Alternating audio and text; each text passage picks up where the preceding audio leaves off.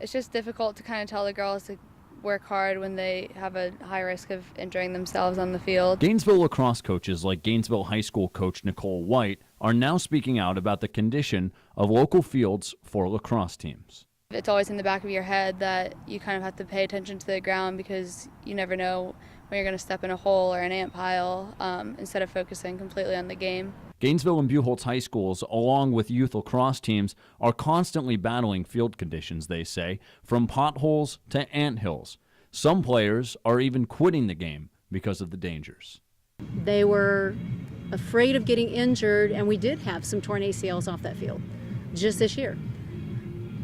It's a dangerous situation, but yet the kids are just dying to play on their home field. In a little more than a decade, lacrosse went from just a sport for the Northeast to sweeping the South, something area coaches say Gainesville was not ready for. We are a relatively small town. All of the city and county park space, if it is a passive park, obviously it's got trees and, slides and playground sets, and that's its intended purpose, and it's not conducive at all to playing a sport that requires a large field. The overusage of fields in the Gainesville community is one of the leading causes for these suffering field conditions, and the county's hands are currently tied.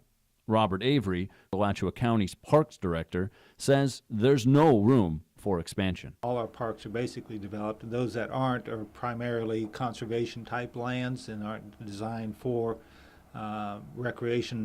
active recreation sports fields. So what we've got is limited space, limited fields. The county says the only way a new park will come to Gainesville is by private donation, like this field here on Southeast 6th Street. If they find opportunities for land and or help develop those properties, if they're public, city, county, school, then they should be looking at what they can do to look to the future for that. If somebody has land, we would love for somebody to build a multi-purpose facility so that all the sports could use that as a home base. Until then, area coaches say they're just happy to have a place to play. They can make do, all of these kids, with wherever we can get them and whatever we can provide them, because they just want to play. They just want to play the game, and the parents are thrilled to get them away from their computers and their phones and out on a field doing something that requires them to sweat and to run and to be part of a team and be proud of what they're accomplishing by the end of the season. Mike Gillespie, WUFT News.